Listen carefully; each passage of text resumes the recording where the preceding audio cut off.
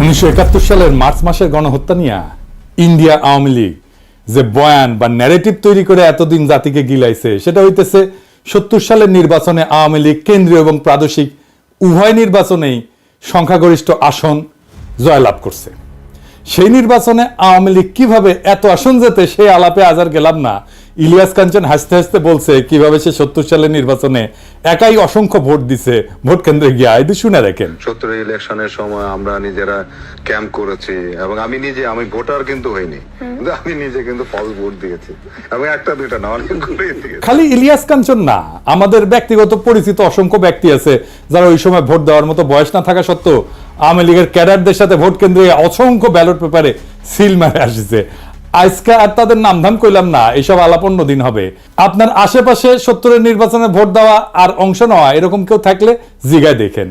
পাকিস্তানের মার্শাল ল অথরিটি কেন এইসব দেখাও চুপ করেছিল, সেটা আজকে এই আলাপ, সে আলাপে আসতেছি। আজকের আলাপ হবে মার্চ মাসে এবং তার আগে নির্বাচনের পর কি নেগোসিয়েশন, আলোচনা, আলাপ হয়েছিল এবং 25শে মার্চ রাতের ঘটনা কেন ঘটে, অবাঙালি মুসলমানদের সাথে তখন এবং তার আগে কি হয়েছিল। এপিসোডটা একটু দীর্ঘ হবে, আশা করি শেষ পর্যন্ত দেখবেন। অনেক অজানা ভয়ঙ্কর কাহিনী জানতে পারবেন। আমরা আগের ভিডিওতে আওয়ামী লীগের ভুয়া অর্থনৈতিক শোষণের বয়ানকে জয় বাংলা করছি, এইটাই যদি না দেখে থাকেন আবার দেখতে পারেন। মার্চ মাস নিয়ে ইন্ডিয়া আওয়ামী লীগ জাতি এবং দুনিয়াকে গিলাইছে একটা ন্যারেটিভ। এটা গিলাইছে মূলত ইন্ডিয়ান গণমাধ্যম এবং তাদের লেসপেন্সার আওয়ামী লীগের প্রোপাগান্ডার জোরে। এখন ভারতীয় গণমাধ্যম আর আওয়ামী লীগ প্রোপাগান্ডা কি মাল সেটাই প্রজন্ম বর্তমানে বাংলাদেশিরা হারে হারে টের পাইতেছে। দেখছেন না এইটারে? ये सबसे बड़ी खबर है और पाकिस्तान का एक कार्गो शिप भारत के बिल्कुल करीब खड़ा है। MV अल बखेरा नाम का ये जहाज बांग्लादेश के चांदपुर बंदरगाह में लंगर डाले बैठा है और सबसे बड़ी बात तो ये है कि इस पाकिस्तानी कार्गो शिप में 250 किलो RDX, 100 AK-47 राइफल, जिसे बांग्लादेश में एक सुरक्षित जगह पर उतार लिया गया। যাই হোক, আসেন আমরা দেখি কি ছিল সেই বয়ান।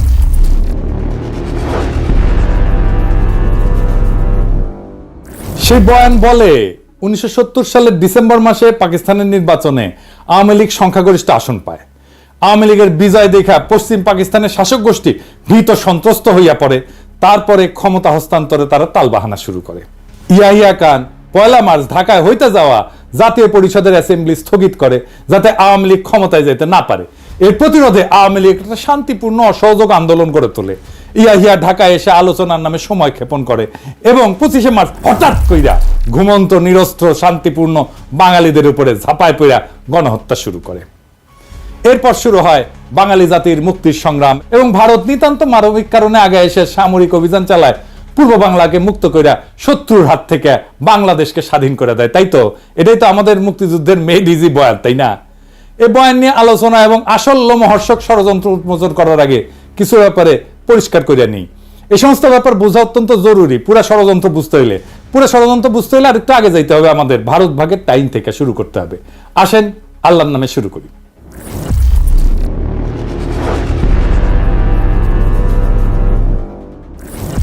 উনিশশো 1947 সালে পাকিস্তান এবং ভারত ব্রিটিশ সাম্রাজ্যের ডোমিনিয়ন হিসেবে স্বাধীনতা লাভ করে। ডোমিনিয়ন আর রিপাবলিকের মধ্যে পার্থক্য হচ্ছে ডোমিনিয়ন কার্যত স্বাধীন হইলেও সেটা ব্রিটিশ সাম্রাজ্যের অংশ। একটা ডোমিনিয়নের রাষ্ট্রপ্রধান ইংল্যান্ডের রাজা বা রানী, তবে ডোমিনিয়নের পার্লামেন্ট বা আইনসভার স্বাধীনতা আছে। তারা যদি চায় তাদের আইনসভা নিজেদেরকে রিপাবলিক ঘোষণা কইরা ইংল্যান্ডের সাথে সম্পূর্ণভাবে সম্পর্ক সেট করতে পারে, তখন তাদের নিজস্ব রাষ্ট্রপ্রধান থাকবে। ভারত 1950 সালে নিজেদের সংবিধান রচনা করে রিপাবলিক ঘোষণা করে। পাকিস্তান 1956 সালে সংবিধান রচনা করে রিপাবলিক ঘোষণা করে। পরে ব্রিটিশ সাম্রাজ্য ডোমিনিয়ন শব্দ বাদ দিয়ে কমনওয়েলথ শব্দ চালু করে। এখন অনেক দেশ আছে যারা ডোমিনিয়নের মতো, যেমন কানাডা, অস্ট্রেলিয়া, নিউজিল্যান্ড। এই সমস্ত দেশের রাষ্ট্রপ্রধান ইংল্যান্ডের রাজা বা রানী। পাকিস্তানের 56 সালের সংবিধান 1958 সালের 8ই অক্টোবর তৎকালীন পাকিস্তানের রাষ্ট্রপ্রধান প্রেসিডেন্ট ইস্কান্দার মির্জা, উনি বাংলার মানুষ ছিলেন, কিন্তু উনি রদ কইরা মার্শাল ল জারি করে। মার্শাল ল জারি করলে সংবিধান রদ করতে হয়। এখানে একটা জিনিস খেয়াল করেন, মার্শাল ল যদি সংবিধানকে রদ করতে পারে তাইলে মার্শাল ল সংবিধানের চাইতে বড়। আসলেই তাই। আসল কথাটা হইতেছে হিম্মত, হ্যাডমই আসল, ক্ষমতাই আসল, সংবিধান তারপরে। যাই হোক, আলাপে আসি। কেন ইস্কান্দার মির্জা সংবিধান রদ কইরা মার্শাল ল দিল?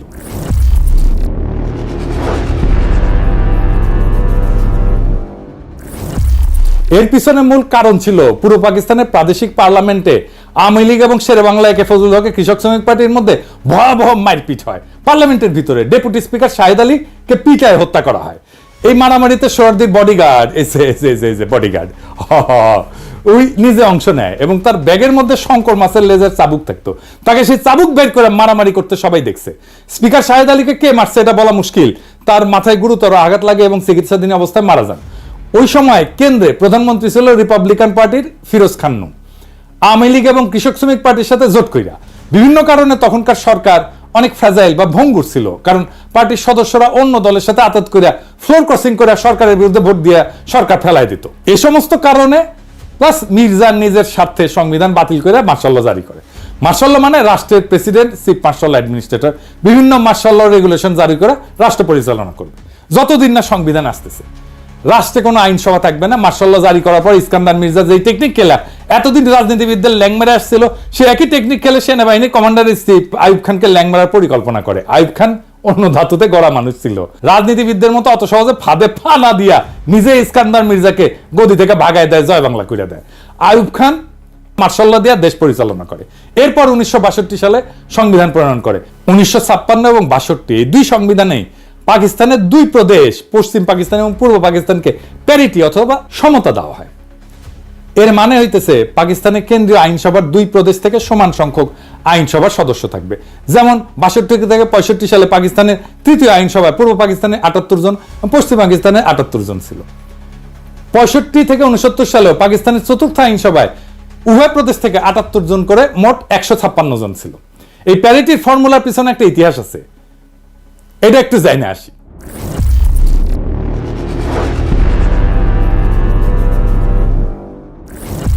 পাকিস্তানের প্রথম গণপরিষদ, যেটা 47 সালের 10 আগস্ট গণপরিষদ এবং আইনসভা হিসাবে শপথ গ্রহণ করে, সেটাতে প্রথমে 69 জন সদস্য নির্বাচিত হয়ে আসছিল। এদের মধ্যে 44 জন ছিল পূর্ব পাকিস্তান থেকে, 17 জন পাঞ্জাব, 4 জন সিন্ধু, 3 জন সীমান্ত প্রদেশ এবং 1 জন বেলুচিস্তান থেকে ছিল। অর্থাৎ সদস্য সংখ্যা দেশের জনসংখ্যার অনুপাতে ছিল। তখন এই 5টা প্রদেশ মিলে পাকিস্তান তৈরি হয়েছিল। পরে এই অ্যাসেম্বলির সদস্য সংখ্যা 100 পর্যন্ত বাড়ানো হয়।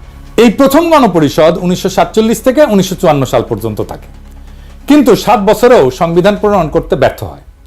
এই সংবিধান প্রণয়নের জটিলতা এবং দীর্ঘসূত্রিতার মূল কারণ ছিল সংবিধানে পাকিস্তানের ভবিষ্যৎ আইনসভায় কোন প্রদেশ কয়টা আসন নেবে এইটা নিয়ে একটা বিশাল গ্যাঞ্জাম তৈরি হয়েছিল। পাকিস্তানে ফেডারেল ব্যবস্থার সরকার প্রস্তাব করা হয়। ফেডারেল মানে বিভিন্ন প্রদেশের নিজস্ব সরকার, আইনসভা, বিচার বিভাগ থাকবে প্রাদেশিক পর্যায়ে। কেন্দ্রীয় বা ফেডারেল পর্যায়ে একটা কেন্দ্রীয় সরকার বা আইনসভা থাকবে। কেন্দ্রীয় আইনসভা 2 কক্ষ প্রস্তাব করা হয়। 2 কক্ষ বিশিষ্ট আইনসভার ইতিহাস হচ্ছে, এটা মূলত ইংল্যান্ডের কালচার, যেখানে হাউস অব কমন্স আর হাউস অব লর্ডস আছে। কমন্সের সদস্যরা জনগণের সরাসরি ভোটে নির্বাচিত হয়। লর্ডসের সদস্যরা রাজা কর্তৃক অ্যাপয়েন্টেড হয়। লর্ডসের সদস্যরা অভিজাততন্ত্রের সদস্য এবং চার্চ অফ ইংল্যান্ডের বিশপরাও এর সদস্য। যে কোনো আইন পাশ করতে হলে 2 কক্ষেই পাশ করা লাগে। অভিজাত আর বিশপদেরকে ইংল্যান্ডের রাষ্ট্রে গুরুত্বপূর্ণ স্টেক হোল্ডার মনে করা হয়। এই জন্য এদের জন্য একটা উচ্চ কক্ষ আইনসভা বানায়, যারা কমন্সের পাশ করা বিল স্ক্রুটিনাইজ করে, দেখে নিজেদের মধ্যে ভোটাভুটি করে অ্যাপ্রুভ করে অথবা রিজেক্ট করে। আমেরিকা যখন ইংল্যান্ড থেকে স্বাধীনতা লাভ করে তখন প্রথমে 13টা কলোনি ছিল। এদের মধ্যে জনসংখ্যায় সবচেয়ে বড় ছিল ভার্জিনিয়া এবং সবচেয়ে ছোট ছিল রোডস আইল্যান্ড। আমেরিকা যখন তাদের ফেডারেল সংবিধান রচনা করতে যায় তখন ছোট রাজ্যগুলো বড় রাজ্যগুলোর সাথে ইউনিয়ন করতে চায় নাই। কেন চায় নাই? এর কারণ হইল তারা ভাবতো বড় রাজ্যগুলো আইনসভায় জনসংখ্যার ভিত্তিতে আসন পাইলে মেজরিটি আসন পাবে, ফলে তারা ছোট রাজ্যগুলোর সাথে প্রস্তাব করা যে কোনো বিল ভোট দিয়ে হারাই দিতে পারে। তখন একটা কম্প্রোমাইজ পদ্ধতি গ্রহণ করা হয়, যেখানে আমেরিকার ফেডারেল আইনসভা ইংল্যান্ডের মতো 2 কক্ষ বিশিষ্ট হবে। যেহেতু আমেরিকানরা কোনো অভিজাততন্ত্র এলাও করেনি, সেই জন্য ইংল্যান্ডের মতো বিশপ আর অভিজাতদের দিয়ে কোনো কক্ষ থাকবে না, এই প্রশ্ন ওঠেনি। 2 কক্ষের নিম্ন কক্ষ হাউস অব রিপ্রেজেন্টেটিভ এর আসন সংখ্যা জনসংখ্যার অনুপাতে ডিস্ট্রিবিউট করা হবে। উচ্চ কক্ষ অথবা সিনেটের মধ্যে প্রত্যেক রাজ্যের সমান সংখ্যক আসন, অর্থাৎ ছোট রাজ্য বড় রাজ্য সবার জনসংখ্যা যাই হোক সবার 2টা করে আসন। যে কোনো বিলই 2 কক্ষে পাশ হইতে হবে যদি সেটা আইন হইতে হয়। সিনেট তাহলে আমেরিকার জনগণের প্রতিনিধিত্ব করে না, তারা প্রতিনিধিত্ব করে আমেরিকার প্রত্যেকটা রাজ্যের জনগণের প্রতিনিধি হাউস অব রিপ্রেজেন্টেটিভ। তাহলে জনগণের প্রতিনিধি কারা? জনগণের প্রতিনিধি হচ্ছে হাউস অব রিপ্রেজেন্টেটিভ। আমেরিকার সংবিধান জনগণ ছাড়া প্রত্যেকটা রাজ্যকেও নিজেদের ফেডারেল স্ট্রাকচারের স্টেক হোল্ডার মনে করে। যেহেতু সিনেটে সবার সমান আসন, এর জন্য ছোট মাইনরিটি রাজ্যগুলো তার আপত্তি না করে বড় রাজ্যগুলোর সাথে ইউনিয়ন করে ইউনাইটেড স্টেটস অফ আমেরিকা গড়ে তোলে। তো পাকিস্তানে প্রথমে 2টা কক্ষ প্রস্তাব করা হয়। নিম্ন কক্ষ প্রদেশগুলোর জনসংখ্যার ভিত্তিতে আসন সংখ্যা বিতরণ করা হয়, ঠিক আমেরিকার মতো। পাকিস্তানের প্রদেশগুলোকে যদি ক্রমিক অনুসারে সাজায়, তাহলে জনসংখ্যা সবচেয়ে বেশি পূর্ব বাংলার, তারপরে পাঞ্জাব, তারপরে সিন্ধু, তারপরে সীমান্ত প্রদেশ, তারপরে বেলুচিস্তান। আর উচ্চ কক্ষ প্রদেশগুলো প্রতিনিধিত্ব করবে, প্রত্যেকটা প্রদেশের সমান সংখ্যক আসন থাকবে, সিনেটের মতো, ঠিক আমেরিকার মতো। যে কোনো বিল উভয় কক্ষে পাশ হইতে হবে। সব প্রদেশ এই প্রস্তাবে রাজি হয়। রাজি হয় না কে? বাঙ্গুরা, এই মুজিবেরা। তারা দাবি করে উভয় কক্ষে জনসংখ্যার অনুপাতে হইতে হবে। তাতে যারা উভয় পক্ষে মেজরিটি থাকে, তাদেরকে যতই বোঝানোর চেষ্টা করা হয় উভয় কক্ষে যদি জনসংখ্যার অনুপাতে হয়, তাহলে 2টা কক্ষের দরকার কি, একটা কক্ষ হইলেই তো হয়। সোহরাওয়ার্দী বডিগার্ডের মাথায় এর চাইতে গারপেলি বুদ্ধি আর আসার কথা। আর একটা কক্ষই যদি হয়, প্রদেশগুলোর যদি রিপ্রেজেন্টেশন নাই থাকে, তাহলে ফেডারেল সরকার ব্যবস্থা, প্রত্যেকটা প্রদেশের আলাদা সরকার, আইনসভার দরকার কি? একটা একক কেন্দ্রীয় সরকার ব্যবস্থা থাকলেই তো হয়, যেখানে আইনসভা জনসংখ্যার ভিত্তিতে হবে এবং একটা লেয়ারের সরকার থাকবে। যেমন চীন একটা লেয়ারের সরকার, একটা কেন্দ্রীয় শাসনের দেশ, এটার ইংরেজিতে কয় ইউনিটারি দেশ। এখানে প্রদেশগুলোর আলাদা সরকার বা আইনসভা নাই। তো বাঙ্গুদের যদি মেজরিটি এতই প্রিয় হয়, তারা ইউনিটারি সরকার নিক, দেশে কোনো প্রাদেশিক সরকার থাকারই দরকার নাই। কিন্তু বাঙ্গুরা অনর, তারা কিছুতেই বুঝবেন না। তারা ফেডারেল নিবে, প্রাদেশিক সরকার রাখবে, কেন্দ্রে 2টা কক্ষ রাখবে, আবার 2টাতেই মেজরিটি নিবে। মানে পুরো মামা বাড়ির আবদার। আমি নায়িকার মতো সুন্দর মাইয়া চাই, সেই মাইয়া আবার রন্ধন কর্মে সুনিপুণা হবে, কাজের বুয়ার মতো কাজ করবে, পরিপিঠে হয়ে সাইজা থাকবে, বাপের একমাত্র কন্যা হবে, শ্বশুরের অগাধ ধন সম্পদ থাকবে, গাইতে জানবে, নাচতে জানবে, মানে তার সব লাগবে। পশ্চিম পাকিস্তানের নিশ্চয়ই ভাবিছিল কিসে পইলাম কোদা। তো বাঙ্গুদের এই গোয়ার্তুমির জন্য পাকিস্তানের সংবিধান প্রণয়ন প্রায় পুরা 9 বছর আটকাইছিল। এই 9 বছর মানে 47 থেকে 56 পর্যন্ত পাকিস্তান ডোমিনিয়ন হিসেবে থাকে। এবং ব্রিটিশ আমলে গভর্নমেন্ট অফ ইন্ডিয়া অ্যাক্ট, 35-এর ইন্ডিয়ান ইন্ডিপেন্ডেন্স অ্যাক্ট এবং 47-এর এই 2টা আইনকে সংবিধান হিসেবে গ্রহণ করে অপারেট করে। পরে বাঙ্গুদের বোঝানোর জন্য, মানানোর জন্য 56 সালে প্যারিটি ফর্মুলা প্রপোজ করা হয়, যেটাতে পাঞ্জাব, সিন্ধু, সীমান্ত আর বেলুচিস্তান মিলে পশ্চিম পাকিস্তান এবং পূর্ব বাংলাকে পূর্ব পাকিস্তানের 2টা প্রদেশ হিসেবে গঠন করা হয়। উভয় প্রদেশের জনসংখ্যার অনুপাত 50-এর কাছাকাছি, একদিকে 56%, একদিকে 44%। যেহেতু উভয় প্রদেশের সমান আসন, যাতে কেউ কাউকে ডমিনেট করার প্রশ্ন না ওঠে, সবাই সমান সমান। যেহেতু এই প্রস্তাবে পশ্চিম অঞ্চল পাকিস্তানের 4টা প্রদেশ মিলে একটা ইউনিট গঠন করা হয়, তাই এই প্রস্তাবের নাম হয় 1 ইউনিট প্রপোজাল। এই প্রস্তাবে সব দল রাজি হয়। তৎকালীন আওয়ামী লীগ ও সোহরাওয়ার্দীর নেতৃত্বে এই প্রস্তাবে রাজি হয়, ফলে এটা গৃহীত হয় এবং এভাবে পাকিস্তানের 56 সালে সংবিধান প্রণয়ন করা হয়। আইয়ুব খান যখন 62 সালে সংবিধান প্রণয়ন করেন, তখন উনি কেন্দ্র এবং রাজ্যগুলোর মধ্যে এই সম্পর্ককে বহাল রাখেন। এই ইস্যুটা একটা সেটেলড ইস্যু ছিল। আইয়ুব খান এটা নড়চড় করেন নাই। এখানে একটা তথ্য উল্লেখ করা যায় যে বাংলাদেশ বিচ্ছিন্ন হয়ে যাওয়ার পর পাকিস্তানে কিন্তু সংবিধান তৈরি করতে একদম সময় লাগে নাই। ওদের পাঞ্জাব মেজরিটি প্রদেশ হওয়া সত্ত্বেও পাঞ্জাবিরা কিন্তু বাঙ্গুদের মতো মামা বাড়ির আবদার করে নাই। বর্তমান পাকিস্তানের আইনসভার 2টা কক্ষ, নিম্ন কক্ষ ন্যাশনাল অ্যাসেম্বলি আর উচ্চ কক্ষ সিনেট। নিম্ন কক্ষ জনসংখ্যার অনুপাতে আসন, আর উচ্চ কক্ষে প্রত্যেকটা রাজ্যের সমান সংখ্যক আসন। পাঞ্জাবিরা বাঙ্গুদের মতো হাউকাউ করে নাই যে তাদের উভয় কক্ষতেই মেজরিটি দিতে হবে। এইবার শুরু হয় ষড়যন্ত্রকারীদের খেলা। 1962 সালে ভারত মাতা চীনের সাথে সরাসরি যুদ্ধ জড়ায় পড়ে। যুদ্ধটা হয় ভারতের 2 দিকের সীমান্তে, উত্তর পূর্ব এবং উত্তর পশ্চিম। উত্তর পূর্ব দিকে ভারত এবং চীন উভয়ে বর্তমান অরুণাচল প্রদেশকে সম্পূর্ণ নিজের বলে দাবি করে। উত্তর পশ্চিমে লাদাখের একটা অংশ, যেটার নাম আকসাই চীন, সেটাকেও তারা নিজেদের এলাকা বলে দাবি করে। ভারত মাতা বেশি কনফিডেন্ট হইয়া চীনের এলাকায় সৈন্য নিয়ে ঢুকে যায়। ভাবছিল চীনারা ভারত মাতার সৈন্য দেখে পালাবে, চীনারা না পালায় উল্টা হামলা করে। ফলে ভারত পুরা অরুণাচল প্রদেশ, আকসাই চীন উভয় অঞ্চল যুদ্ধে সম্পূর্ণভাবে হারায়। আসামের ভিতরে চীনা বাহিনী ঢুকে পড়ে। চীনের কাছে ভীষণ মার খাওয়ার পরপরই ভারত 1965 সালে পাকিস্তানের সাথে যুদ্ধ জড়ায় পড়ে। কাশ্মীরে ভারতের বিরুদ্ধে বিদ্রোহে পাকিস্তান আর্মি সাহায্যের ফলে ভারতের দখলকৃত কাশ্মীরে সামরিকভাবে বেসামাল হয়ে পড়ে। Pakistan army 1 September operation grand slam নামে একটা সামরিক অভিযান পরিচালনা করে। ফলে কাশ্মীরের ভিতরে ভারতীয় আর্মি অত্যন্ত নাজুক পরিস্থিতির সম্মুখীন হয়। এখানে উল্লেখ করা যায় যে এই গ্র্যান্ড স্ল্যামের কমান্ডার ছিল তৎকালীন মেজর জেনারেল ইয়াহিয়া খান। তাদের আত্মসমর্পণ ঠেকাইতে মরিয়া ভারত 6 সেপ্টেম্বর আন্তর্জাতিকভাবে রিকগনাইজ বর্ডার ক্রস করে লাহোরের দিকে হামলা করে। কিন্তু সমস্ত শক্তি নিয়ে কাশ্মীরের বর্ডার এইটা বিতর্কিত বর্ডার, আন্তর্জাতিকভাবে রিকগনাইজ না। কিন্তু লাহোরে ভারতের সীমান্ত থেকে মাত্র 18 মাইল দূরে হওয়া সত্ত্বেও ভারত সর্বশক্তি নিয়ে করা এই আক্রমণ ব্যর্থ হয়। পাকিস্তান আর্মির লাহোরের বাইরে ভারতের আক্রমণকে সফলভাবে প্রতিরোধ করে এবং যুদ্ধবিরতির আগ পর্যন্ত পুরো 18 দিন ভারতীয় বাহিনীকে ঠেকায় রাখে। কে ঠেকায় রাখছিল জানেন? কে ঠেকায় রাখছিল ওইখানে? পাকিস্তানি আর্মির কারা? ইস্ট বেঙ্গল রেজিমেন্ট, বাংলাদেশের ইস্ট বেঙ্গল রেজিমেন্ট। জি, আমাদের ইস্ট বেঙ্গল রেজিমেন্ট। লাহোরকে রক্ষা করছিল ইস্ট বেঙ্গল রেজিমেন্ট এবং এই লাহোরকে রক্ষা করার সৈনিক ছিল জিয়াউর রহমান। এই জন্য জিয়াউর রহমান পাকিস্তানের বীরত্ব সূচক খেতাব পায়। আবার উল্টো দিকে কসুর সেক্টরে পাকিস্তান আক্রমণ চালায়, ভারতের খেমকারান শহর দখল করে নেয়। ভারত জম্মু থেকে শিয়ালকোটের দিকেও আক্রমণ করে। শিয়ালকোট বর্ডার থেকে মাত্র 12 মাইল দূরত্ব থাকা সত্ত্বেও এখানে ভারতীয় বাহিনী ব্যর্থ হয়। পাকিস্তানি আর্মি সফলভাবে তাদের সেই আক্রমণকে শিয়ালকোটের বাইরেই প্রতিহত করে। এই শিয়ালকোটের ডিফেন্সে গুরুত্বপূর্ণ ভূমিকা পালন করে তৎকালীন একটা ব্রিগেডের কমান্ডার। কে ছিল? ব্রিগেডিয়ার আমির আব্দুল্লাহ নিয়াজি।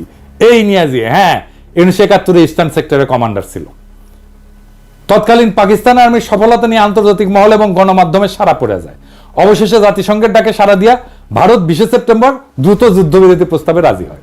পাকিস্তান এরপর অনিচ্ছা সত্ত্বেও 23 সেপ্টেম্বর যুদ্ধবিরতিতে রাজি হয় এবং ফলে যুদ্ধ সমাপ্তি ঘটে। ভারত মাতা কিন্তু 47 সালে স্বাধীনতা লাভের পর থেকে উপমহাদেশে ব্যাপকভাবে সামরিক আগ্রাসন চালাইছে বিভিন্ন এলাকায়। কোথায় কোথায় আসেন একটু দেখি। ভারত 1948 সালে 82,000 বর্গমাইল এলাকার নিজামশাহী হায়দ্রাবাদ রাজ্য আক্রমণ করে এটাকে দখল করে নেয়, নিজের রাজ্য ঘোষণা করে। ওই অভিযানের নাম ছিল অপারেশন পোলো।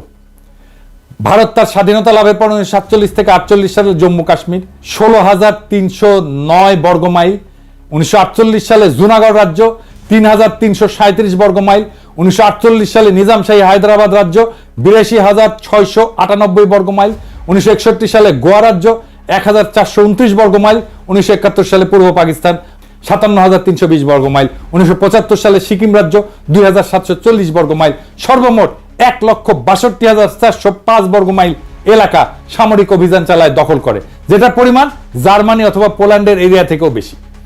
এর মধ্যে 1,05,084 বর্গমাইল এরিয়াকে নিজের সাথে অফিসিয়ালি যুক্ত করে নেয়, অ্যানেক্স করে নেয়, রাজ্য বানায়। বাকি পূর্ব পাকিস্তানের 57,000 বর্গমাইলকে একটা ক্লায়েন্ট স্টেট হিসেবে রাখে, প্রথমে মুজিব এবং পরে হাসিনার সময়। অধীনস্থ জনপদ, একটা কলোনি, প্রায় উপনিবেশ। এছাড়া ভারত মাতা 1962 সালে তিব্বত দখল করতে গিয়ে চীনাদের হাতে মাইর খায়। 87-90 সালে শ্রীলঙ্কাতে মাতব্বরি করতে গিয়ে সামরিক বাহিনী পাঠায়, পরিণামে তামিল বিদ্রোহীরা আত্মঘাতী হামলায় রাজীব গান্ধীকে উড়ায় জয় বাংলা করে দেয়। দ্বিতীয় বিশ্বযুদ্ধের পর এত বড় এরিয়া আর কোন দেশ সামরিক হামলা করে দখল করে, যেটা ভারত মাতা করেছে। মজার ব্যাপার হচ্ছে এরপরেও এদের প্রোপাগান্ডার এমনই জোর যে আন্তর্জাতিক মিডিয়া সবাই পাকিস্তানকে যুদ্ধবাদ দেশ মনে করে আর ভারত মাতাকে গান্ধীর নেংটি পড়া অহিংস শান্তিবাদী দেশ ভাবে। এত বড় একটা যুদ্ধবাজ দেশ যে 62 থেকে 65 সালে 3 বছরের মধ্যে চীন এবং তার চেয়ে ক্ষুদ্র পাকিস্তানের মার খাওয়ার পর হন্যা হইয়া পাকিস্তানকে খণ্ডিত করতে উদ্গ্রীব হইয়া ওঠে এবং পরিকল্পনা ফাঁদে। কি পরিকল্পনা ফাঁদে?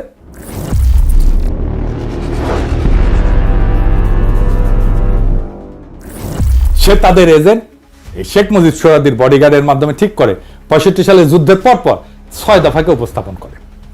ভারত পাকিস্তানের যুদ্ধ হয় 65 সালের সেপ্টেম্বর, মুজিব 6 দফা উত্থাপন করে 66 সালের ফেব্রুয়ারিতে। কিরকম মজার একটা কাকতালীয় ব্যাপার, তাই না? তাই না এডিটর সাহেব? মেলা দিন পরে কাউয়ার কথা মনে আসলো। কাউয়ার সাউন্ড দেবেন না? জোরে দেন, আরো জোরে, আরো জোরে। হয়েছে কাকতালীয়, তাই কাউয়ার সাউন্ড, বুঝছাও? 6 দফা এবং এর মধ্যে পাকিস্তানের অর্থনৈতিক শোষণের ভুয়া বয়ানকে আমাদের আগের এপিসোডে আমরা বিস্তারিত আলোচনা করে সেই বয়ানকে জয় বাংলা করে দিছি না? ভারতীয় এজেন্টরা আগে থেকেই প্রস্তুত ছিল এটা নিয়ে। গত এপিসোডে 6 দফা প্রণেতাদের মুখোশ উন্মোচন করা হয়েছে। আজকে আর একজন মুখ্য চরিত্রের মুখোশ উন্মোচন করা হবে, তার নাম সিরাজুল আলম খান। সিরাজুল আলম খান ঢাকা বিশ্ববিদ্যালয়ের ছাত্রলীগের মধ্যে ভারতীয় এজেন্ডা বাস্তবায়নে 60-এর দশকের প্রথম থেকেই কোমর বেঁধে নামে পড়ে। 71 সালের মার্চ মাস পর্যন্ত সমস্ত আলোচনা ভণ্ডুল করা এবং গৃহযুদ্ধ লাগানোর পিছনে তার অনেক ভূমিকা আছে। সে পূর্ব পরিকল্পনা মতো গৃহযুদ্ধ লাগানোর জন্য সর্বাত্মক চেষ্টা করে, যাতে তার গুরু ভারত সামরিক অভিযান চালানোর একটা অজুহাত খুঁজে পায়। এই সিরাজুল আলম সম্পর্কে একটা অত্যন্ত গুরুত্বপূর্ণ তথ্য হচ্ছে, উনি ছিলেন এক ভারতীয় রয়্যাল এজেন্টের অত্যন্ত ঘনিষ্ঠ এবং শিষ্য। তিনি মাঝে মাঝে কলকাতা যেতেন এবং গেলে সেই এজেন্টের কলকাতার ভবানীপুরের রাজেন্দ্রপুর লেনের বাসাতেই উঠতেন এবং থাকতেন। সেই এজেন্টের কলকাতায় বাড়ি ছাড়াও বাংলাদেশেও বাড়ি ছিল এবং তিনি বাংলাদেশের নাগরিকও ছিলেন। আওয়ামী লীগের সংসদ সদস্য ছিলেন এবং আওয়ামী লীগের সংসদ সদস্য হিসেবে ৭৩-এর কারচুপির নির্বাচনে তৎকালীন বাকেরগঞ্জ 14 আসন, বর্তমানে পিরোজপুর 1 আসন, যেটা বর্তমানে আল্লামা দেলোয়ার হোসেন সাইদির আসন, ওইখানে এমপি নির্বাচিত হয়েছিলেন। শেখ মুজিব জয় বাংলা হয়ে যাওয়ার পরে 75-এ সে ব্যক্তি আবার ইন্ডিয়া চলে যায়। তার নাম চিত্তরঞ্জন সুতার। এবার আসেন চিত্তরঞ্জন সুতারকে একটু চিনা নেই। এই চিত্তরঞ্জন সুতার 1971 সালের পর ইন্দিরা গান্ধীর সাথে দেখা কইরা বাংলাদেশকে পুরোপুরি ভারতের সাথে যুক্ত করা, মানে যেভাবে হায়দ্রাবাদ, সিকিম, গোয়া, কাশ্মীরের মতো ভারত একটা প্রদেশ করছিল, ওইরকম প্রদেশ করতে বলছিল। ভারত প্রথমে আওয়ামী লীগের সাথে 7 দফা চুক্তি করে সেই পথে আগাচ্ছিল। পরে বিভিন্ন কারণে ইন্দিরা গান্ধী বাংলাদেশকে ক্লায়েন্ট স্টেট হিসেবে রাখাটাকে ডিসাইড করে। পরবর্তীতে কংগ্রেসের প্রেসিডেন্ট জ্ঞানী জৈল সিং এটাকে ইন্দিরার সবচেয়ে বড় ব্লান্ডার হিসেবে আখ্যা দিছিল। আমাকে শেখ হাসিনাকে যখন এই ব্যাপারে ব্যক্তিগতভাবে প্রশ্ন করা হয়, মেজর আশরাফ তার এনটিভি সাক্ষাৎকারে বলেন, তার ছোট বোন রেহানা আমার স্ত্রীর ক্লাসমেট ছিল। এই বিষয়গুলো নিয়ে তার প্রতি একটা শ্রদ্ধা আমার ছিল এবং সেইভাবে সেই শ্রদ্ধা হিসাবে তাকে আমি রিসিভ করেছি, not as an official duty but এই কারণেই। এবং ওনাকে আমার বাসায় নিয়ে এসেছি, উনি এসেছেন আমার বাসায় খেয়েছেন। একটি ঘটনা যখন থেকে তার প্রতি আমি একদম অসন্তুষ্ট হয়ে যাই, তার প্রতি আমার বিরাগ আমার জন্মগ্রহণ করে সৃষ্টি হয়, সেটা হচ্ছে সেই সময় আপনার যদি মনে থাকে বিচিত্রা বলে একটা সাপ্তাহিক পত্রিকা ছিল, শাহাদত হোসেন উনি ছিলেন তার এডিটর। জয়েল সিং বলে নামে একজন ভারতীয় প্রেসিডেন্ট ছিলেন। তার টার্মস যখন এক্সপায়ার হয়ে যায় তখন ওই জয়েল সিং এর সঙ্গে জ্ঞানী জয়েল সিং তার সঙ্গে আমাদের শাহাদত সাহেব একটা ইন্টারভিউ নিয়েছিলেন।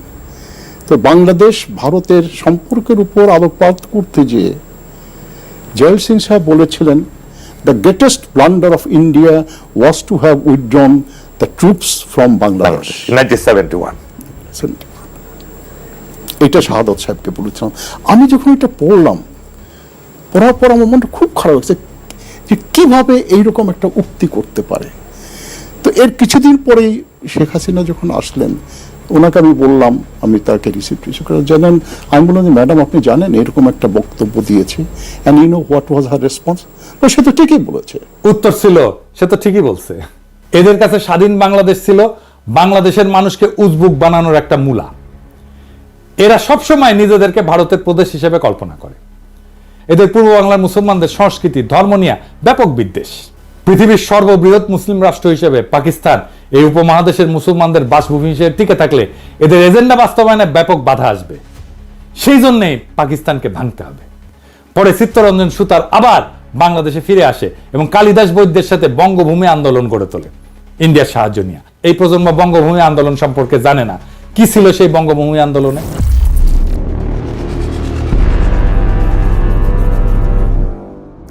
এই আন্দোলন হচ্ছে দক্ষিণবঙ্গের খুলনা, ফরিদপুর, পটুয়াখালী, বরিশাল এই অঞ্চলে একটা হিন্দু রাষ্ট্র গড়ে তোলার জন্য সশস্ত্র সংগ্রাম। 1996 থেকে 2001 আওয়ামী লীগের সময় এই আন্দোলন হঠাৎ করে কাকতালীয়ভাবে বন্ধ হয়ে যায়। এরপরে বিএনপির সময় আসলে এটা আবার ভারতের এজেন্ডা বাস্তবায়ন করতে নেমে পড়ে। 2004 সালে ফেব্রুয়ারি মাসে এরা হিন্দু প্রজাতন্ত্রের ঘোষণা দিয়ে আবার অ্যাক্টিভ হয়। ভারত তাদেরকে অ্যাক্টিভ করে রহস্যজনকভাবে। এর ঠিক পরে সে 2004 সালে বাংলাদেশে গ্রেনেড হামলা থেকে শুরু করে একের পর এক নাটক ঘটা শুরু করে।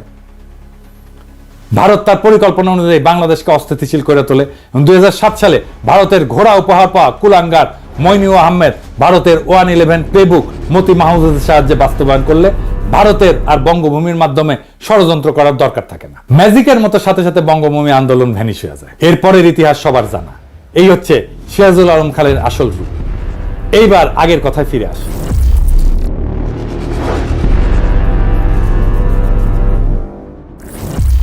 6 দফা প্রণয়নের মাধ্যমে পাকিস্তানের একটা সেটেলড ইস্যু, কেন্দ্র, প্রদেশ এবং আন্তঃপ্রদেশ সম্পর্ক, এটাকে আবার ভারতের মদদে পুনরুজ্জীবিত করা হয়। প্রথম পয়েন্টটাই ছিল পাকিস্তান একটা ফেডারেল স্টেট হবে, প্রাদেশিক সরকার থাকবে, কিন্তু সেখানে আইনসভার একমাত্র জনসংখ্যার অনুপাতে আসন বিন্যাস হবে। আওয়ামী লীগ আরো দাবি তোলে 1 ইউনিট ভেঙে দিয়া পশ্চিম পাকিস্তানকে অরিজিনাল 4টা প্রদেশে ভাগ করতে হবে। এর ফলে আইনসভায় 2 প্রদেশের মধ্যে কোনো প্যারিটি বা সমতা থাকবে না। কিন্তু অন্য সব ফেডারেল দেশের মতো আইনসভায় আওয়ামী লীগ প্রদেশগুলোরও কোনো প্রতিনিধিত্ব রাখতে দেবে না। তারা ভারতীয় এজেন্ডা অনুযায়ী মাওবাড়ির আবদার তুলে দেশকে আবার অস্থিতিশীল করে তোলে। আইয়ুব খানের গভর্নর মোনায়েম খান এর জন্য মুজিবকে ডিফেন্স অফ পাকিস্তান রুলসের অধীনে গ্রেপ্তার করিয়া জেলে পাঠায়। 6 দফা আন্দোলন কিছু সময়ের জন্য ধামাচাপা পড়ে যায়, ভারত আবার অন্য রাস্তা দেখতে থাকে।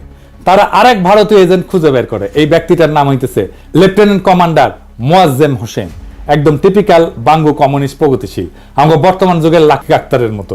ছাত্র জীবনে কমিউনিস্ট পার্টি এবং র্যাডিক্যাল বামপন্থী আন্দোলনে জড়িত থাকার ফলে তার শিক্ষা জীবন ব্যাহত হয়। পরে কোনো মতে ইন্টারমিডিয়েট পাশ করে পাকিস্তান নৌবাহিনীতে যোগ দিয়ে ষড়যন্ত্রমূলক কার্যকলাপ চালাই যেতে থাকে।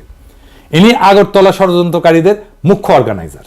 আগরতলা ষড়যন্ত্র যে সত্য ছিল এবং ছোটবেলার আওয়ামী বয়ান এবং পাঠ্যপুস্তকে এটাকে মিথ্যা মামলা বলে চালানো হইলেও আওয়ামী লীগের ডেপুটি স্পিকার এবং অন্যতম ষড়যন্ত্রকারী আসামি শওকত আলী 2011 সালে একটা বই লেখে, সত্য মামলা আগরতলা। মোয়াজ্জেম ভারতীয় দূতাবাসের একজন কর্মকর্তা পিএন ওঝার সাথে দেখা করে অস্ত্র, টাকা এবং পরিকল্পনা সাহায্য চায়। তাদের পরিকল্পনা অনুযায়ী পূর্ব পাকিস্তানের সেনানিবাসগুলোতে 2009 সালে বিডিআর বিদ্রোহের মতো বিদ্রোহ সংগঠিত করা হবে, এটাই পরিকল্পনা ছিল। সেনানিবাসে অস্ত্রাগারগুলো লুট করে এই বিদ্রোহ ছড়ায় দেওয়া হবে, এরপর বিডিআর এর মতো হত্যাকাণ্ড চালানো হবে। এটাই ছিল আগরতলা ষড়যন্ত্র মামলা। এই জন্যই আমরা মনে করি বিডিআর হত্যাকাণ্ড এটা ইন্ডিয়া ঘটাইছে, কারণ এটা তাদের পুরনো অভ্যাস। 1967 সালের শেষ দিকে এই পরিকল্পনা ফাঁস হয়ে যায় এবং পাকিস্তান গোয়েন্দা সংস্থা সময় মতো কয়েকজন ষড়যন্ত্রকারীদের গ্রেপ্তার করে। এরপর আসামিদের লিস্টে শেখ মুজিবকে 1 নম্বর আসামি করা হইলে অনেকে অবাক হয়ে প্রশ্ন তোলে, মুজিব তো 66 সালে কারাগারে, সে কিভাবে এই ষড়যন্ত্রের সাথে যুক্ত হয়? এর উত্তর হচ্ছে, ভারত এত বড় বিদ্রোহ সংগঠন খালি পাকিস্তান সামরিক বাহিনীর এক কর্মকর্তার উপরে ছেড়ে দিয়ে ভরসা পাচ্ছিল না। তারা পূর্ব পাকিস্তানের একটা রাজনৈতিক দলের সাপোর্ট খুঁজতেছিল। সেই দল হচ্ছে আওয়ামী লীগ এবং তার প্রধান এবং তাদের পুরনো এজেন্ট শেখ মুজিবের সাথে যোগাযোগের একটা রাস্তা তারা হন্যায় হয়ে খুঁজতেছিল। মুজিব তখন জেলে বন্দী, তারা তখন একটা রাস্তা বের করে ফেলে। কি সেই রাস্তা? পিএন ওঝা পুরান ঢাকার একটা গোপন বাড়িতে আওয়ামী লীগের এক নেতার সাথে এই ব্যাপারে আলোচনা করত। এরপর আওয়ামী লীগের সেই নেতা বিভিন্ন ঘুরপথের রাস্তায় শেখ মুজিবের ধানমন্ডি 32 নম্বর বাড়িতে যাইতো। সেইখানে সে বেগম মুজিবকে সব তথ্য বইলা বেগম মুজিবের সাথে কইরা জেলে যাইতো মুজিবের সাথে পারিবারিক সাক্ষাৎকারের সময়। বেগম মুজিব এবং উক্ত নেতা জেলে মুজিবকে ওঝার সাথে হওয়া সমস্ত কথা বলতো, এর বিপরীতে প্রয়োজনীয় দিক নির্দেশনা নিত। তৎকালীন জেলে মুজিবকে পরিবারের সাথে রেগুলার দেখা এবং কথা বলার সময় দিত পাকিস্তান সরকার। পাকিস্তানের চৌকস গোয়েন্দা বাহিনী ষড়যন্ত্রে আভাস পেয়ে পিএন ওঝাকে গভীর পর্যবেক্ষণের অধীনে আনে। তারা ওঝার সমস্ত চলাচল পর্যবেক্ষণ করে এবং আওয়ামী লীগের নেতার সাথে পুরান ঢাকার বাড়িতে মিলিত হওয়ার দৃশ্য পর্যবেক্ষণ করে। এরপর উক্ত নেতার মুজিবের বাড়িতে যাওয়া এবং বেগম মুজিবের সাথে কারাগারে মুজিবের সাথে দেখা করতে যাওয়াটা পর্যবেক্ষণ করে। এই সমস্ত তথ্যের ভিত্তিতে মুজিবকে আগরতলা ষড়যন্ত্র মামলার 1 নম্বর আসামি করা হয়। এই মামলার সমস্ত আসামিকে পাবলিকলি বিচার করার জন্য ট্রাইব্যুনাল তৈরি করে বিচার কার্য শুরু করা হয়। এই সমস্ত তথ্যের রেফারেন্স হচ্ছে ঢাকা বিশ্ববিদ্যালয়ের রাষ্ট্রবিজ্ঞান বিভাগের অধ্যাপক গোলাম ওয়াহেদ চৌধুরী, জিডব্লিউ চৌধুরী নামে পরিচিত ছিল, ওনার রচিত বই last days of United Pakistan. উনি সেই সময় পাকিস্তান সরকারের একজন মন্ত্রী ছিলেন এবং মন্ত্রী থাকাকালীন এই মামলা সংক্রান্ত গোয়েন্দা ফাইলে আসল তথ্য দেখেন। ওনার স্ত্রীকে আমরা চিনি, অধ্যাপিকা দিলারা চৌধুরী, এখনো বেঁচে আছেন এবং জাহাঙ্গীরনগর বিশ্ববিদ্যালয়ের শিক্ষক। এরপর 68 সালের শেষ দিকে পশ্চিম পাকিস্তান এবং পূর্ব পাকিস্তানে Bhutto People's Party, Bhashani NAP, Awami League এবং কমিউনিস্ট পার্টি সবাই আইয়ুবের বিরুদ্ধে একটা আন্দোলন শুরু করে। এই আইয়ুব বিরোধী আন্দোলনের নেপথ্যের কাহিনী অত্যন্ত জটিল এবং সময় হলে অন্য একদিন এটা নিয়ে আলাপ করা যাবে। উভয় পাকিস্তানে উক্ত আন্দোলনের ফলে 69 সালের মার্চ মাসে আইয়ুব খানের পতন হয় এবং আগরতলা মামলার বিচার কাজ বাদ দিয়া আসামিদেরকে ছেড়ে দেওয়া হয়। তারপরে কি হয়? রাজনৈতিক দলগুলো দাবি তোলে যে আইয়ুবের 62 সালের সংবিধান বাতিল করতে হবে এবং নতুন গণপরিষদের নির্বাচন দিতে হবে। প্রধান রাজনৈতিক দলের সম্মতিক্রমে এবং কথা মতো পাকিস্তান সেনাবাহিনীর commander in chief Yahya Khan সংবিধান বাতিল করে মার্শাল ল জারি করেন।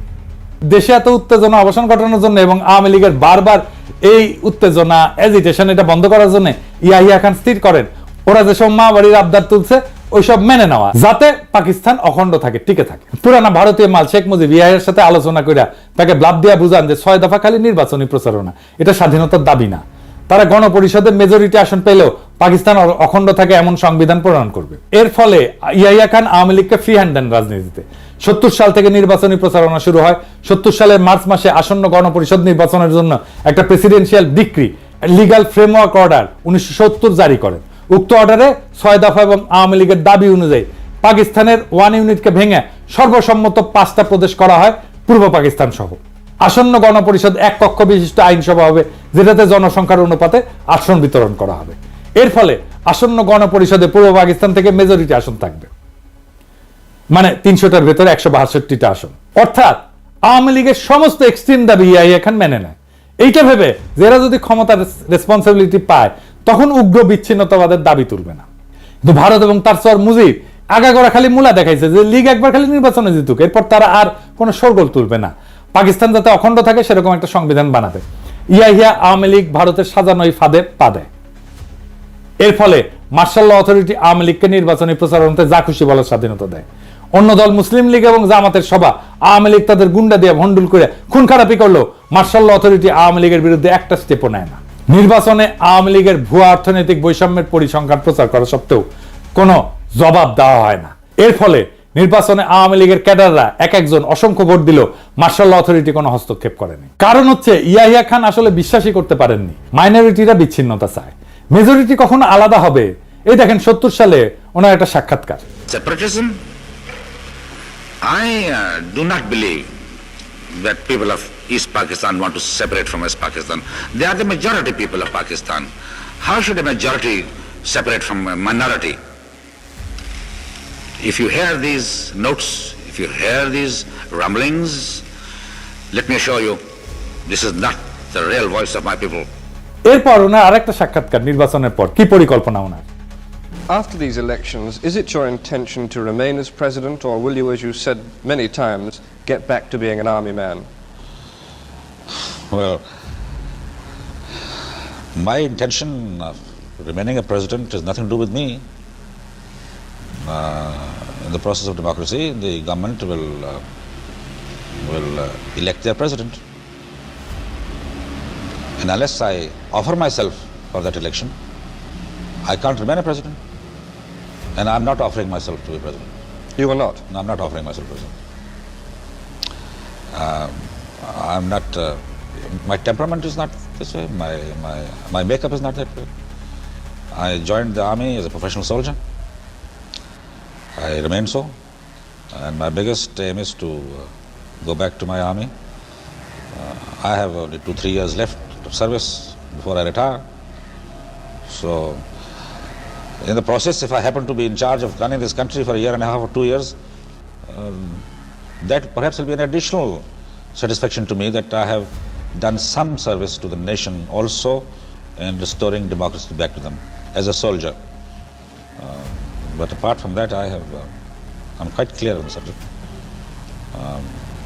Of course, one can't tell from time to time, as I was saying the other day in the press conference, that if God forbid my second phase of the plan, which is the making of the constitution, I'll do my damnedest to bring it about. If it doesn't come about, martial law will have to continue. My duty then remains. But then I'm not going to remain and forget everything. I'll have to think again as to other methods and processes of bringing about democracy. By another election, or by a referendum to the nation, something which I would not even contemplate now, think about. I'm hoping this will go through. Does that answer your question? উনি 23 March 1971 পর্যন্ত এই ধারণা পোষণ করতেন। ওনাকে আগেও অনেকে সতর্ক করছিল যে মুজিবের এই সমস্ত টোপ না গিলতে। মুজিব আগরতলার সাথে প্রত্যক্ষভাবে জড়িত। ইয়াহিয়া সেই সমস্ত সতর্কবার্তা উড়ায় দেয়, বলে যে ক্ষমতার রেসপন্সিবিলিটি পাইলে শেখ মুজিব এবং লীগ এই সমস্ত উগ্র দাবি থেকে সরে আসবে। যখন 23 মার্চ মুজিব এবং লীগ ফাইনাল সংবিধানের রূপ দেখায়, যেটাতে দেশকে ভাগ করে সব আলাদা, নাম আলাদা, একটা দেশের বদলে দুর্বল কনফেডারেশন, কিন্তু পশ্চিম পাকিস্তান থেকে করের টাকা দিয়া বাংলাদেশ তাদের ডেফিসিট পূরণ করবে, সেটা দেখার পর উনি উপলব্ধি করেন আওয়ামী লীগ আসলে ভারতের মদদে সব সময় একটা বিচ্ছিন্নতা চাইছে এবং পুরা সময় তাকে ধোঁকা দিছে। 70 সালের ডিসেম্বরের নির্বাচনের পর এইভাবে লীগ যখন গণপরিষদে মেজরিটি আসনে জিতে, ইয়াহিয়া খান জানুয়ারিতে পূর্ব পাকিস্তানে আইসা মুজিবের সাথে দেখা করে তাদের পূর্ব নির্ধারিত শর্ত অনুযায়ী মুজিবের তৈরি সংবিধান দেখতে চান। মুজিব সেটা দেখাইতে অস্বীকার করে। এইবার প্রথমবারের মতো ইয়াহিয়া খান লীগের আসল বদমতলব বুঝতে পারে। ঠিক এই সময় ভারত তাদের পরিকল্পনা মতো আর একটা সাজানো নাটক বাস্তবায়ন করে, রহস্য উপন্যাসের মতো সেই ঘটনা।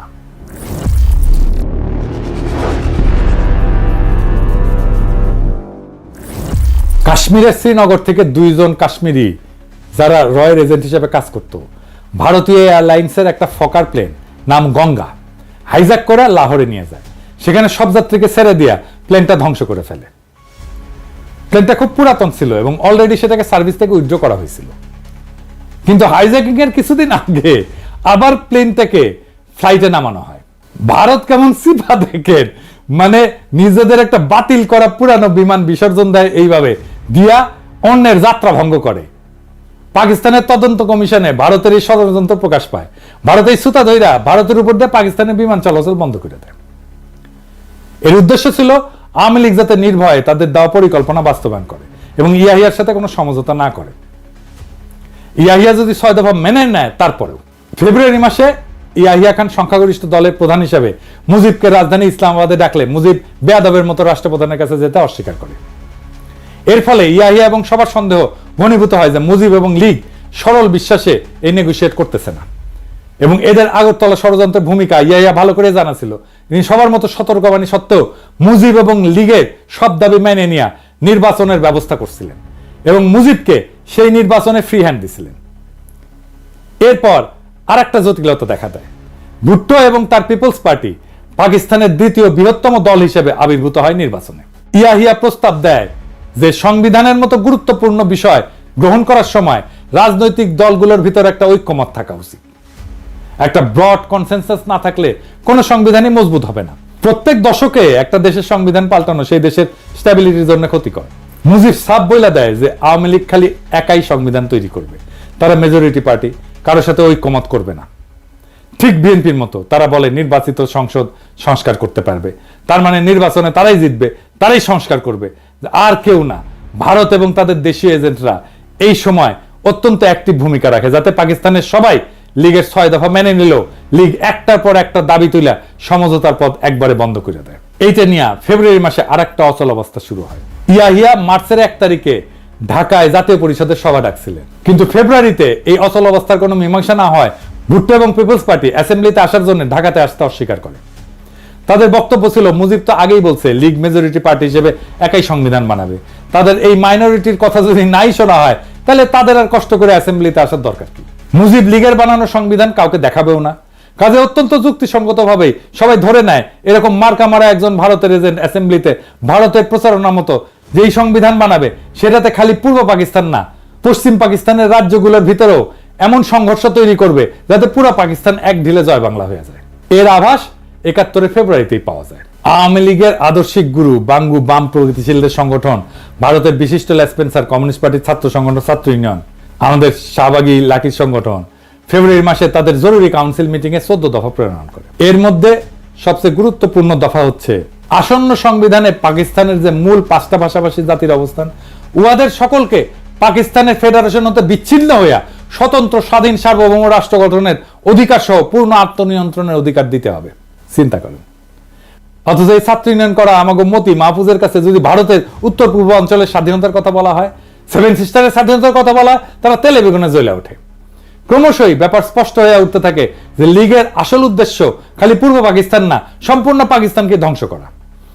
এদেরকে যতই কনসেশন দেওয়া হচ্ছে এরা একটার পর একটা দাবি তুলতেই আছে এবং এরা যে বাস্তবে ভারতের জন্য পাকিস্তান ধ্বংস করতে উদ্গ্রীব সেটা বর্ণনা আমার গত এপিসোডে করছি 6 দফা প্রণয়নকারীদের মুখোশ উন্মোচন। এখানে উল্লেখ করা যায় যে মুজিব এবং লীগ যদি পাকিস্তানকে অখণ্ড স্ট্রং রেখে কোনো সংবিধান বানায় সেটা দেখাই তো ভুট্টোর বাপেরও সাধ্য ছিল না মুজিব এবং লীগের ক্ষমতা যাওয়া ঠেকানো। সে সময় পশ্চিম পাকিস্তানের সাধারণ মানুষের কিরকম মনোভাব ছিল তার একটা উদাহরণ দেখাচ্ছি, অধ্যাপক সাজ্জাদ হোসেনের বই থেকে, তার 71 স্মৃতি থেকে উদ্ধৃত করতেছি। মুজিব যদি একাই সংবিধান বানাতে চায় সেটাতেও ইয়াহিয়া এবং পশ্চিমে কোনো আপত্তি ছিল না, সেটা যদি পাকিস্তানকে ধ্বংস না করে। কিন্তু মুজিব তার তৈরি সংবিধানের খসড়া স্বাভাবিক কারণে ভারতের প্ররোচনায় দেখাতে অস্বীকার করে। রাজনৈতিক দলগুলোর ভিতর ঐক্যমতের অভাব এবং মুজিবের আচরণের কারণে ইয়াহিয়া 1 মার্চ অ্যাসেম্বলি স্থগিত ঘোষণা করে। এরপর শুরু হয় ভারতের মদদে অন্তিম খেলা। এর পরের বিবরণ শুনলে আপনার শরীরের রক্ত হিম হয়ে যায়।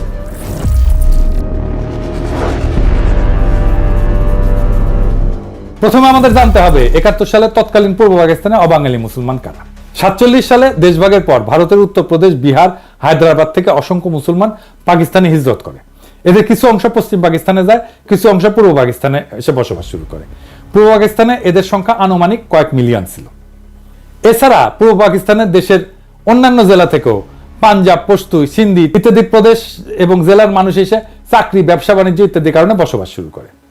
চাকমা রাজা ত্রিদিব রায় তার বই দ্য ডিপার্টেড মেলোডিতে লোমহর্ষক সব ঘটনার বিবরণ দিচ্ছেন। সেসব ঘটনা তার এলাকার লোকজন চাক্ষুষ দেখছেন। তার বইয়ের এই পাতার বিবরণ দেখেন। এছাড়া রাজা মার্চের প্রথম দিকে ঢাকায় অবস্থান করছিলেন আসন্ন আইনসভায় যোগদানের উদ্দেশ্যে। ঢাকার ঘটনা উনি নিজে প্রত্যক্ষ করছেন। মার্চ মাসে 3-4 তারিখের রাতে আওয়ামী ক্যাডাররা চিটাগাংয়ের পাহাড়তলির কাছে একটা অবাঙালি মুসলমান কলোনি ফিরোজ শাহ কলোনিতে রাতের গভীরে আগুন লাগায় দেয়। সেটাতে ওই রাতে কলোনির 700 বাড়িঘর পুড়ে ছাই হয়ে যায় এবং সেখানে ঘুমায় থাকা পরিবারের পরিজনে সবাই আগুনে পুড়ে মারা যায়। 700 বাড়িতে বাচ্চা সহ একটা পরিবারে গড়ে 6 জন করে হইলেও 4500 মানুষ। কল্পনা করলেও অবাক। এরপর আরো কাণ্ড দেখে, যারা ওই অগ্নিকাণ্ডের সময় বাড়ি থেকে বের হয়ে বাঁচতে পারছিল, আওয়ামী লীগের গুন্ডারা তাদেরকে বাইরে ঘিরে হত্যা করে। শহরের অন্য এলাকায় আরো 300 অবাঙালি মুসলমানকে ওই রাতেই হত্যা করা হয়। এই ঘটনার পরেও ইয়াহিয়া খান নেগোশিয়েট করার চেষ্টা করছেন। আর্মি অধিকাংশ সময় ব্যারাকেই ছিল। এসবের পরেও ইয়াহিয়া 25 তারিখ পর্যন্ত নেগোশিয়েট করতে চাইছেন। এরপর খালি চিটাগাং না, খুলনাতে একই সময় লীগ অবাঙালি মুসলমানদের দোকানপাট, বাড়িঘর লুটপাট, অগ্নিসংযোগ করা শুরু করে। এর ফলে 57 জন নিহত হয়। ঢাকাতে এই সময় অবাঙালি মুসলমানদের দোকানপাট, বাড়িঘর, অগ্নিসংযোগ এবং লুটপাট করা হয় দেদারসে।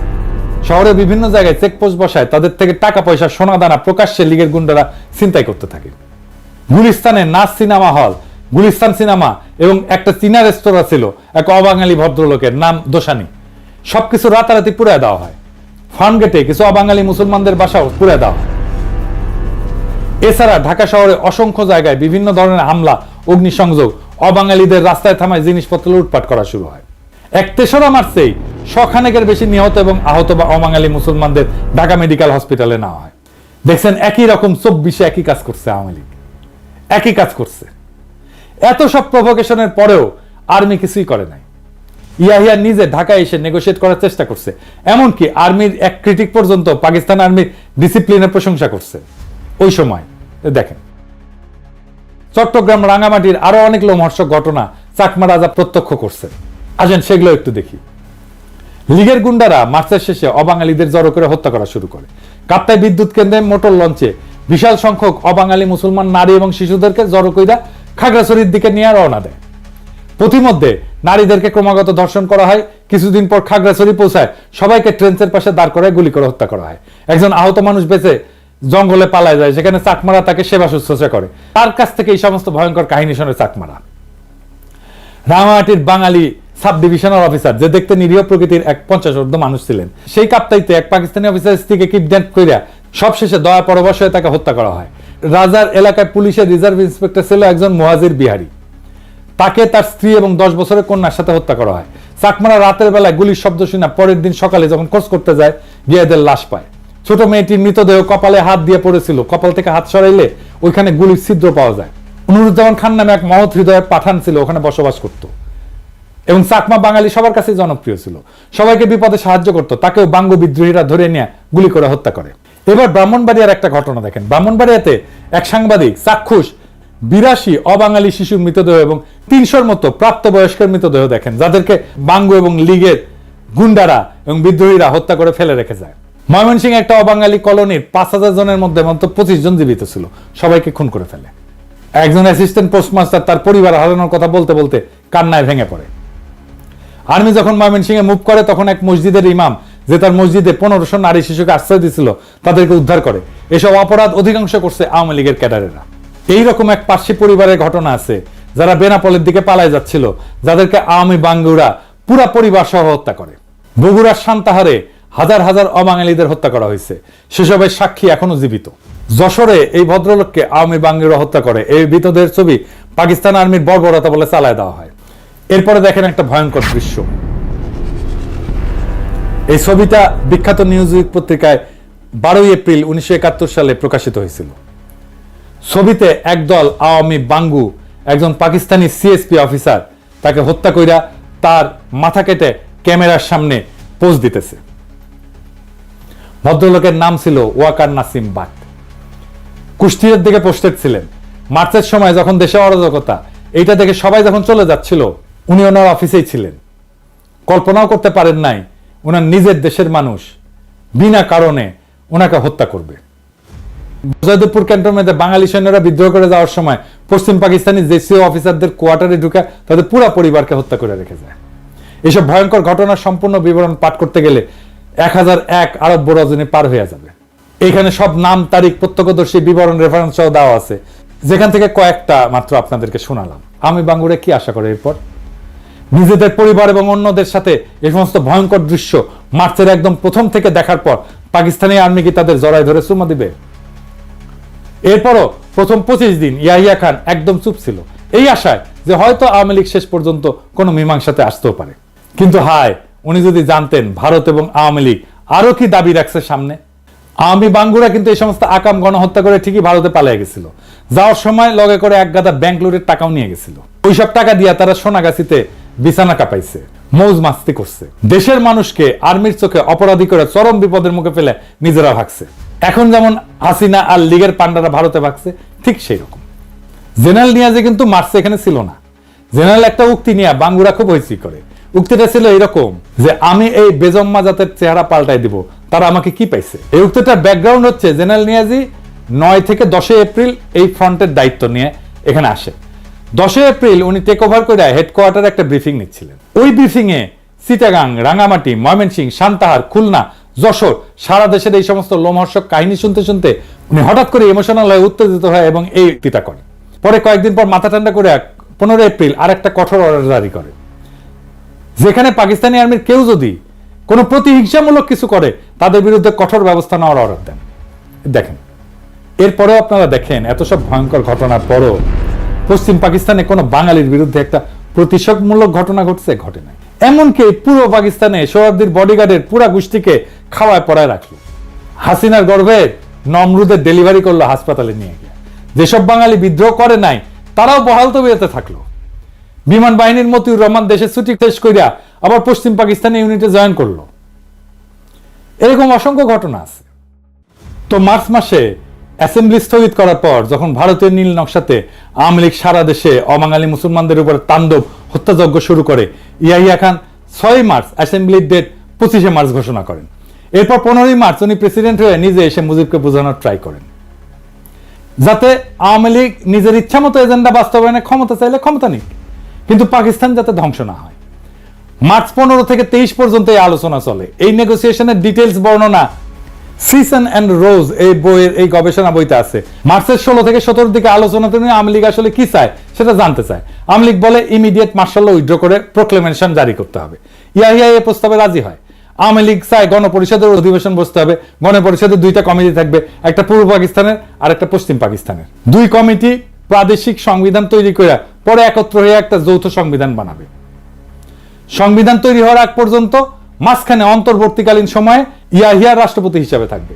রাজনৈতিক দলগুলো থেকে মন্ত্রী নিয়োগ দিয়ে একটা ক্যাবিনেট গঠন করবে। ইয়াহিয়া সব প্রস্তাবে রাজি হয়ে 19 মার্চ আওয়ামী লীগকেই বলে যে ওরা যা চায় সেভাবে প্রোক্লেমেশনটা ড্রাফট করে দিতে, উনি এটা জারি করে দিবেন। ওনার এই প্রস্তাবে আওয়ামী লীগ হকচকায় যায়। উনি যে এইভাবে সবকিছু দিয়ে দিবে সেটা তারা ভাবতেও পারে নাই। এইভাবে যদি ক্রাইসিস আসলেই সলভ হয়ে যায় তাহলে তো ভারত এবং তার সর সিরাজুল আলম খান এবং আওয়ামী লীগ যে গৃহযুদ্ধ বাজানোর পরিকল্পনা করছে সেটা ভেস্তে যায়। তারা এবার গাইগুই করে বলে প্রোক্লেমেশন ইয়াহিয়াকে ড্রাফট করতে হবে। ইয়াহিয়ার টিম সেদিনই আওয়ামী লীগের সমস্ত দাবি যুক্ত করে একটা প্রোক্লেমেশন ড্রাফট করে দেয়। সেই প্রোক্লেমেশনে আওয়ামী লীগের স্বায়ত্ত শাসনের সমস্ত দাবি ইনক্লুড করা হয়। আওয়ামী লীগ যদি সত্যি অটোনমি চাইতো তারা সেই প্রস্তাব লুফে নিত। কি ছিল সেই প্রোক্লেমেশনে? ওনার সেই বই থেকে, যে সিজন অ্যান্ড রোজের বই থেকেই আমরা এই প্রোক্লেমেশনটা দেখি, পড়ে শোনাই। মূলটা এডি পাবেন, ইংরেজিতে লিখেছে। ইংরেজি যেহেতু লিখেছে তাহলে ঠিকই লিখেছে, আমি বাংলায় করছি। 1 নাম্বার, প্রাদেশিক মন্ত্রিসভাগুলোর কাছে শপথ অনুষ্ঠান পরিচালনার সঙ্গে সঙ্গে সামরিক আইন কার্যকরভাবে বাতিল হবে। 2 নাম্বার, 1969 সালের 4 এপ্রিলের অস্থায়ী সংবিধান আদেশ, প্রভিন্সিয়াল কনস্টিটিউশনাল অর্ডার একটা নতুন সংবিধান কার্যকর না হওয়া পর্যন্ত মৌলিক আইন হিসেবে বলবৎ থাকবে। 3 নাম্বার, অন্তর্বর্তীকালীন সময়ে ইয়াহিয়া রাষ্ট্রপতি হিসেবে দায়িত্ব পালন করবেন। 4 নাম্বার, রাষ্ট্রপতি অস্থায়ী সংবিধান আদেশ এবং 62 সালের সংবিধান অনুসারে ক্ষমতা প্রয়োগ করবেন। 5 নাম্বার, পূর্ব ও পশ্চিম পাকিস্তানের প্রতিনিধিদের মধ্যে থেকে একটা কেন্দ্রীয় মন্ত্রিসভা গঠন করা হবে। 6 নাম্বার, জাতীয় পরিষদ 1962 সালের সংবিধান অনুযায়ী কার্যক্রম চালাবে। তবে পূর্ব পাকিস্তানের জন্য সীমাবদ্ধতা এবং সংশোধনী সমূহ পৃথকভাবে নির্ধারণ করে নেওয়া হবে। 7 নাম্বার, প্রাদেশিক পরিষদগুলোর কার্যাবলী 1962 সালের সংবিধান অনুযায়ী হবে, তবে পূর্ব পাকিস্তানের জন্য বিশেষ ব্যতিক্রম থাকবে। 8 নাম্বার, প্রাদেশিক গভর্নরদের রাষ্ট্রপতি নিয়োগ করবেন প্রাদেশিক সংসদীয় দলের নেতৃবৃন্দের সাথে পরামর্শ করে। তারা রাষ্ট্রপতির ইচ্ছাধীনভাবে দায়িত্ব পালন করবেন এবং তাদের সহায়তার একটা মন্ত্রিসভা থাকবে যার নেতৃত্বে একজন মুখ্যমন্ত্রী থাকবেন, যিনি গভর্নরকে পরামর্শ এবং সহায়তা প্রদান করবেন। 9 নাম্বার, প্রাদেশিক সরকার গঠনের 7 দিনের মধ্যে 2টা সংবিধান কমিটি, একটা ঢাকা এবং একটা ইসলামাবাদে গঠন করা হবে, যার কাজ হবে প্রত্যেকটা প্রদেশের জন্য সংবিধানে অন্তর্ভুক্তির জন্য প্রয়োজনীয় বিশেষ বিধান এবং শর্তাবলী নির্ধারণ করা। জাতীয় পরিষদ কর্তৃক সংবিধান প্রণয়নের আগে রাষ্ট্রপতি এই কমিটিগুলো আহ্বান করবে। 10 নাম্বার, যদি কোনো প্রদেশের গভর্নর বা অন্য কোনো সূত্রে রাষ্ট্রপতির কাছে প্রতীয়মান হয় প্রদেশের সরকার কার্যকরভাবে পরিচালিত হতে পারছে না, তাহলে রাষ্ট্রপতি একটা প্রোক্লেমেশনের মাধ্যমে ওই প্রদেশের নির্বাহী কার্যাবলীর সব বা কোনো একটা নিজের হাতে নিতে পারবেন। ইয়াহিয়া এত কিছুর পর, এত অবাঙালিদের উপরে হত্যাযজ্ঞের পরেও, এই সমস্ত কনসেশন দিয়া প্রোক্লেমেশন সাবমিট করার পরেও আওয়ামী লীগ আবার হকচকায় যায়। তারা তাদের গুরু ভারত এবং তাদের এজেন্টদের কথা মতো আরো মামাবাড়ির আবদারের মতো একটার পর একটা শর্ত জুড়ে দিতে থাকে, যাতে আলোচনা ভেস্তে যায় এবং গৃহযুদ্ধ লাগে। তাদের পূর্ব পরিকল্পনা মতো ওই গৃহযুদ্ধে ভারত হস্তক্ষেপ করে পূর্ব বাংলাকে তার ক্লায়েন্ট বানাবে। এরপর তারা ওপার বাংলা আর ভারত মাতার সাথে মিলে একাকার হয়ে যাবে এবং রবীন্দ্রসঙ্গীত গাইতে গাইতে বাকি জীবন পার করে দিবে। এবার দেখেন ভারতীয় এজেন্ট সিরাজুল আলম খানের আরেক সহচরে আসমা আব্দুর রবের নিজের মুখে বর্ণনা। 24শে মার্চ অনির্ধারিতভাবে মুজিব ইয়াহিয়ার সাথে দেখা করে এবং তিনি যখন গণভবনে যান দেখা করতে, তখন আমি তার গাড়িতে স্বাধীন বাংলার পতাকাটা জোর করে লাগিয়ে দেই, যদিও ওনার ইচ্ছার বিরুদ্ধে। এবং সেদিন তিনি সর্বশেষ বলে আসেন যে পশ্চিম পাকিস্তান থেকে বাঙালি যে সেনাবাহিনী আছে তাদের বাংলাদেশে পাঠিয়ে দিতে হবে, 2টা কারেন্সি করতে হবে, আলাদা স্টেট ব্যাংক করতে হবে, এমন কিছু দাবি উনি উত্থাপন করেন যেগুলি করলে আসলে পাকিস্তান এক পাকিস্তান থাকে না। 23শে মার্চ আওয়ামী লীগ ওই প্রোক্লেমেশনের উত্তরে এবার নিজেদের প্রোক্লেমেশন জমা দেয়। সেখানে তারা পাকিস্তান রাষ্ট্রভাঙের সমস্ত পয়েন্ট, পাকিস্তানকে এক দুর্বল কেন্দ্রীয় ব্যবস্থা, এমনকি দেশের নাম পর্যন্ত চেঞ্জ করে কনফেডারেশন পাল্টায় তাদের প্রস্তাব সাবমিট করে। একটা কনফেডারেশন হচ্ছে 2টা স্বাধীন দেশের মধ্যে সম্পর্ক, কিন্তু তারা সামার পশ্চিম পাকিস্তানের কর থেকে নিজেদের ডেফিসিট বা ঘাটতি পূরণের পয়েন্ট বহাল রাখে। খালি একবার ঠান্ডা মাথায় ভাবেন প্রস্তাবটা। লীগ এবং তাদের লেসপেন্সার সবসময় পশ্চিমাদের গালিগালাজ করবে, তাদের নামে ভুয়া শোষণের বয়ান ফেরি করবে। এরপর তারা দেশকে দুর্বল এবং কয়েক খণ্ডে ভাঙার পরিকল্পনা করবে শত্রু দেশের সাথে মিলা। এই সমস্ত সত্ত্বেও তারা পশ্চিম পাকিস্তান থেকে তাদের করের টাকা নিয়ে নিজেদের ঘাটতি পূরণ করবে। কি মজার ব্যাপার! আওয়ামী লীগ এবং এদের নিজের লেসপেন্সাররা কত বড় জাউরার জাউরা, কত বড় সামারের সামার, সেটা কল্পনাতীত। এই সমস্ত দাবির ফলে আওয়ামী লীগের এবং ভারতের আসল রূপ অবশেষে ইয়াহিয়ার সামনে দিবালোকের মতো পরিষ্কার হয়। সারা দেশে মার্চ মাস থেকে ভারতীয় এবং আওয়ামী মদতে অবাঙালি মুসলমানদের উপরে শুরু হয় ব্যাপক লুটপাট এবং হত্যাযজ্ঞ। এরপরেও আওয়ামী লীগের মামাবাড়ির আবদারের অটোনমির সমস্ত দাবি মেনে নেয়া ইয়াহিয়া প্রোক্লেমেশন জারি করতে রাজি হয়, যাতে দেশ এক থাকে। পূর্ব পাকিস্তান যদি বেশি টাকা চায় নিক। এরপরেও আওয়ামী ভারতীয় ষড়যন্ত্রকারীদের হাউস না মেটার ফলে তারা একের পর এক আজগুবি দাবি তুলতেই থাকে। তারা খালি পূর্ব পাকিস্তান না, পশ্চিম পাকিস্তানের সমস্ত প্রদেশকেও বিচ্ছিন্ন করে দিতে চায়। সারা দেশে প্রকাশ্যে পাকিস্তানের পতাকা পুরানো হচ্ছে। এই সমস্ত লোমহর্ষক ঘটনার পরিপ্রেক্ষিতে ইয়াহিয়া খান 23শে মার্চ রাতের বেলা সিদ্ধান্ত নেন অপারেশন সার্চলাইট চালানোর। কি হয়েছিল সেই অপারেশন এবং 9 মাসের যুদ্ধে আসলেই কি হয়েছিল, কোন পক্ষ কত মানুষ হত্যা করছে, সেসব আলাপ আরেকদিন হবে। এবার আসি শেষ আলাপে। কয়েকদিন আগে হাসিনা ভারতের দালাল গণশত্রু জসিম পাকিস্তানের কাছে দাবি উত্থাপন করছে যে পাকিস্তানকে 71-এর জন্য ক্ষমা চাইতে হবে। ক্ষমা যদি চাওয়াই লাগে সেটা সর্বপ্রথম চাবে আওয়ামী লীগ আর ইন্ডিয়া। আওয়ামী গুন্ডা আর ভারতের এজেন্টদের মাধ্যমে 25শে মার্চের অনেক আগে এদেশে অবাঙালি মুসলমানদের উপরে ব্যাপকভাবে বিডিআর হত্যাযজ্ঞের চাইতো নৃশংসভাবে হত্যাকাণ্ড হয়েছে, জেনোসাইড হয়েছে, গণহত্যা হয়েছে। এই গণহত্যা তারাই শুরু করছে। আওয়ামী লীগের গত জুলাই আগস্টে এত মানুষ মেরাও ক্ষমা চাওয়া তো দূরের কথা, সেটা তারা আয়না ঘর নিয়ে হাসি মস্করা করে। এদের কাছে জাতি আর কি আশা করে? কাজে পাকিস্তানের ক্ষমা চাওয়ার দাবি জসিমের গোয়া দিয়ে ঢুকায় দেওয়া হবে। আর পাকিস্তানের বিরুদ্ধে ভুয়া অর্থনৈতিক বৈষম্যের বয়ান আমরা আগের এপিসোডে জয় বাংলা করে দিছি। এরপর যদি কেউ আবার এই সমস্ত ভারতীয় বয়ান মাথায় না পাকিস্তানের কাছ থেকে টাকা চায়, জসিমরে জনগণ তার অফিস থেকে খালি গায়ে ধইরে না রাজপথে বিচার করবে, আর সেই টাকা তার পুটকি দিয়ে ঢুকায় দেওয়া হবে। এদেশে যাদেরকে আটকে পড়া পাকিস্তানি বলা হয়, প্রত্যেককে বাংলাদেশের নাগরিকত্ব এবং পাসপোর্ট দিতে হবে। ক্যাম্প থেকে বের করে দেশের যে কোনো প্রান্তে বসবাস করার অধিকার দিতে হবে। ওইসব ক্যাম্প আমরা বুলডোজার দিয়ে ঘুরাই দিয়া আওয়ামী ফ্যাসিবাদের জাদুঘর বানায় রাখবো। নাজি জার্মানদের কনসেন্ট্রেশন ক্যাম্প এখন যেরকম জাদুঘর। আমাদের নতুন ইতিহাস লিখতে হবে, আমাদের নতুন ভাবে ইতিহাস পড়তে হবে। আমাদের যে ইতিহাস ভুলায় রাখা হয়েছিল, ভুল ইতিহাস শেখানো হয়েছে, সেইখান থেকে আমাদের নতুন ইতিহাস শিখতে হবে। নিজেদের জাতির ইতিহাস, নিজেদের বঞ্চনার ইতিহাস, আমাদের প্রতারণার ইতিহাস, কিভাবে আমাদের জাতিকে প্রতারিত করা হয়েছে, দুর্বল করা হয়েছে এবং জাতির উপরে যুদ্ধ চাপায় দেওয়া হয়েছে। আমাদের এই নতুন বয়ান তৈরি, ইতিহাসের এই নতুন বয়ান তৈরি চলমান থাকবে। ইনকিলাব জিন্দাবাদ।